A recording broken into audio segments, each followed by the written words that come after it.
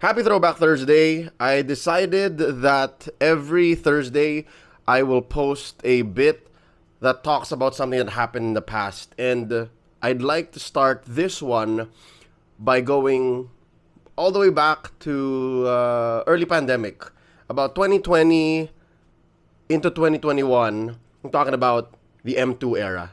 All right, let's talk about M2 World Championships and my experience there. But before that, please like this video, subscribe to my channel if you haven't yet, and ring that notification bell so you know exactly when I have uploads going up. And a quick bit of upkeep.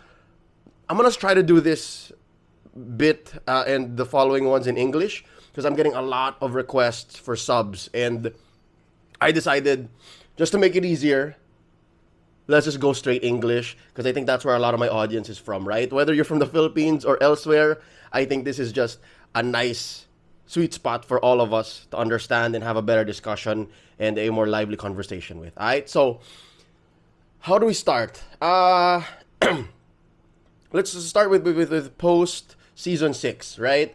Season 6 honestly was a weird time because cops.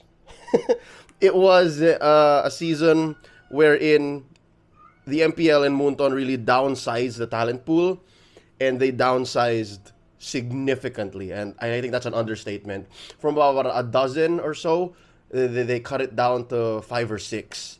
And that really was good for the league. I think it made the spot of an MPL talent more premium, and it really grew those 5 or 6 dudes. It really made them super solid, sought out, really elevated them and the league. But for the rest of us, I can speak for myself here specifically, it broke my heart. But in my own little way, I channeled that, and I built myself up for about a quarter, 2 or 3 months, just casting everything I can get my hands on. Because I think that was the start of the whole exclusivity, right? Like you can't touch anything else or much else when you get into the MPL. I used that time to build myself up, and come playoffs, season 6 playoffs, they invited a good chunk of us back, at least to be part of the big finale for season 6. And it was during this time that I somehow maybe did something right over the past 4 days of broadcast, that they saw me and they said, you know what, maybe we can send him to M2. Maybe if we're doing this in Singapore and we need to have Filipino representatives, let's have Leo. And I'm super thankful for that. Just eternally grateful. And I honestly wasn't expecting it, but I knew I was working for it. I knew I was giving my all, my heart and soul, blood, sweat, and tears to prepare for that and to get there. And they eventually said, it's you, you're going. So pre-flight prep, of course, my passport was set. If I'm not mistaken, my passport may have been expired, so I needed to expedite that. And super thankful as well to the GAB, the Games and Amusements Board. They really helped make that process smoother so that we can eventually get to Singapore. And there was a last minute addition of Butters to the Filipino contingent, right? So it's me, Wolf, and Butters. And luckily, he got his stuff together, and then we all flew out. My first time in Singapore, actually. You don't need a visa if you're from the Philippines to go to Singapore, but you have to stay under 30 days or within 30 days, somewhere near that. So our flight was set, so everything was very tight. The night that the grand finals ends, the day after, we fly out. So it was very specific the way that we had to set that up. And if I'm not mistaken, we flew out New Year's Day or New Year's Eve. And it was very tight for our families and for the festivities. And I really didn't mind. I actually was excited because it was the first big event, IRL. It was my first big international gig for MLBB, and it was a world championship. So nothing was off limits. I was going to serve, right? So packed our bags, 30 days, half of it was quarantine. This was during the time wherein COVID was still pretty hard, and we were getting vaccines. Yes, we were vaccinated by that point, if I'm not mistaken. No, 2020, there were no vaccinations yet, so you just needed to just be clear. You needed to be spotless. You needed to not have a certain temperature. You needed to have no symptoms, and luckily, none of us got it. Like me, Wolf, and Butters, we were fine. And we all flew out. We got there. Again, tests on tests on tests. Like, I think you had to take 3 tests to even think of going to the hotel when you get to Singapore. So, we got there, and Butters got a room of his own. So we land in Singapore. We drive out maybe 30-45 minutes to Shangri-La Orchard, and Wolf and I get sent to our room, which is a solid room. I think you saw a lot of it during our vlogs, during our bits of content when we went live during the whole quarantine thing, 14 days. And Butters had his own setup in his own room, which had a balcony. So I think Butters got the better part of that deal, except that he was alone. That could be good news or bad news for him. I think it was mostly good. He had fun.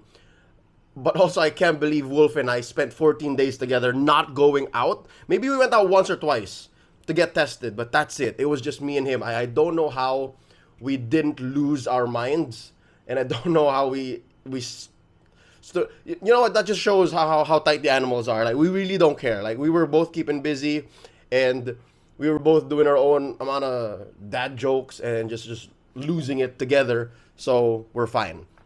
So that's quarantine. There was a good amount of work that we did there. A lot of content, a lot of stuff with Aces ROG, a lot of meetings. 14 days, wow. We were sent food though. We were fed pretty well. What was that? 4 or 5 squares a day.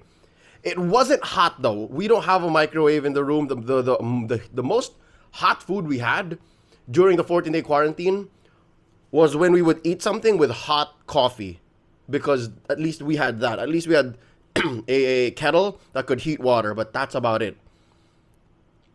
We were grabbing though, like every day, maybe sometimes even twice a day, because that's how boring it got. That's how sad it was.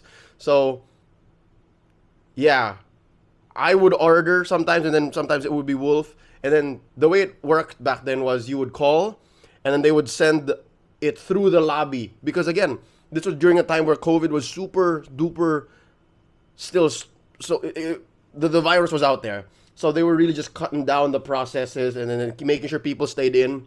And we would have to call sometimes to send stuff to Butters' room, and then sometimes to our room. And I'd say about a third of those orders went wrong. A third of those orders, they never made it to where it needed to go. So sometimes we would miss our stuff, and they would end up just rotting in the reception. And sometimes Butters wouldn't get it. It's like, sorry, Butters, like, we tried, we ordered for you, but okay, so that happened. And yeah, no, quarantine was all right. Gideon and Contra were our roommates, so this made it extra worse for Butters because he was, I'd say, 3 or 4 rooms to the left from our balcony, so he didn't even know who his roommates were. Maybe his roommates were like team members from non-English speaking countries, or his room, non-English speaking, and then Smart Omega. That's how it was. So we knew that Coach Why Not, Kurt, or somebody from Omega at the time were lined up with us, but Butters weren't clear neighbors with them. Anyways, Contra, Gideon, they were in one room.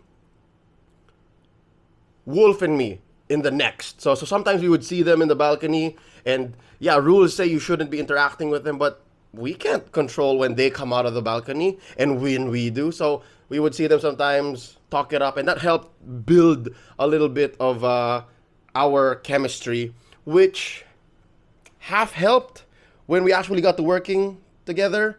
I'll talk about that later on during the cast part. But eventually freedom came, and luckily, thankfully, we were all negative, and the fans, the Filipino friends and folks that we met and knew we were in Singapore, they started to take us out. super shout out to Sergio and the fam. They were the first one to take us out to Newport. There's a seafood market. There's a seafood market that they take us out to whenever we go to Singapore every time. And it's got chili crab, it's got like fruit shakes, it's got new something. New. Anyways, they take us out there all the time. And that was the first time we got there. And they taught us how to commute in Singapore. And it's super easy. For M3, that's a different time, different story. We ended up going there by ourselves. So that's how easy it was when they first taught us. Anyways, there's that. And then we started going out to the Orchard Road, like the malls over there. Because again, it's so easy. You walk from Shangri-La. It's like a 10-minute walk out. You have the mall strip. It's just there. And we went to that plaza that where we're in. It's all Filipino stuff. I think that's where we went first to get a haircut. And then Wolf went around and needed to buy something. And I walked in, I remember, and they spoke to me in Filipino. And I'm like, I thought I was in Singapore. My first 5-10 minutes out of quarantine, and I see people and they speak Filipino. Like, that was trippy. Honestly, that was trippy. But also, what else was trippy was the fact that Butters did not savor the freedom from quarantine as much. That's how I learned that Butters really just enjoyed his room and likes being indoors. Is because half the time that we would ask him to come out and say, yo, Butters, people want to take us out. People want to show us Singapore. Want to come with? He would say no. He would rather stay in. And I get that. But again, if you have an awesome room as he did and it's solo and it's got a balcony, I would get it.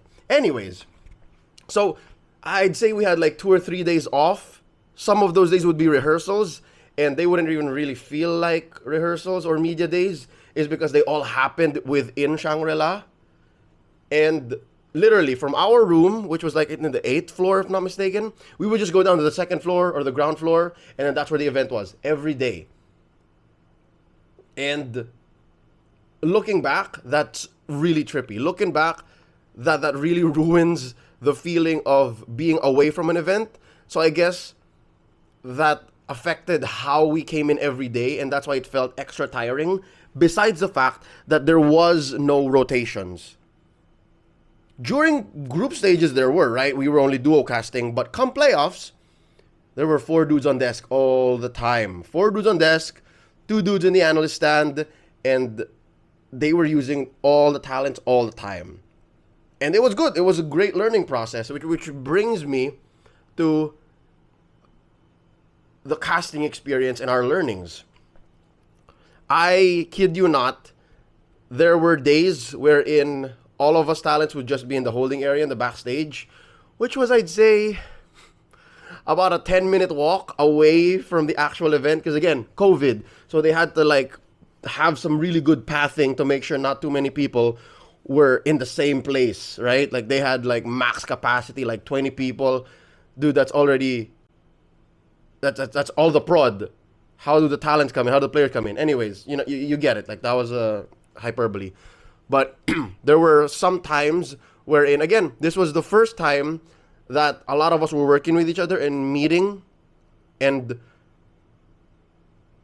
it helped that we had some chemistry, that we understood where we were all coming from, and that we were somehow experienced. This wasn't our first rodeo for a lot of us, right? Gideon and Wolf specifically were at M1. For me and LaFell, I think this was our first world championship, so we had a lot to learn from each other. And this is a moment between me and Gideon specifically, wherein for about 15-30 minutes, we were just at first discussing, and then it turned eventually into an argument of how a desk should work. And ever since, I was always a strong proponent of roles and responsibilities and duties. As the moment I heard about the concept of the pendulum, I never looked back. But for understandably, for some broadcasters, there's credit and there is a charm to being an instinctual broadcaster. There's a certain charisma when you don't have to consider that. and it was this whole 30-45 minute discussion between me and Gideon, and I think we just eventually decided to agree to disagree. And years later, we somehow found a good middle ground, and I think that's one of my key takeaways from the first World Championship that I ever did is every time there's a big international event, there are going to be clashes like this. There are going to be moments wherein, you guys do it different here, or how we do it is it's not how everyone else is. So there has to be this approach. Every desk or every talent combination is a different battle that you have to approach and like figure out all the time. And it's this weird dance that I'm never gonna get used to. There's always gonna be a moment wherein, or okay, like even if people say yes, like even if people say okay, we'll do that, or I get that, that's fine. There's always moments after or during where you're like, and it's that frustration that I think allows all of us to grow all the time. It always lets us know that there's always more you can do, and you don't know everything. And going to these events and meeting all sorts of talents helps to always refresh that compass. So that's where I first got a taste of it, like in M2, and it helped. I took that back home, and it changed the way that a lot of us approach how we treat the craft and how we grow throughout the years. And now 2023, looking at MSC, looking at M5 here back home, that's definitely something that a lot of us have to consider, a lot of us have to think about, especially since there will be talents flying in from the other countries since we are hosting it here. And M5 in the Philippines, I believe, if not bought for us by Blacklist in M3, was brought to us by Bren, right? And Bren won that night, the night before we left.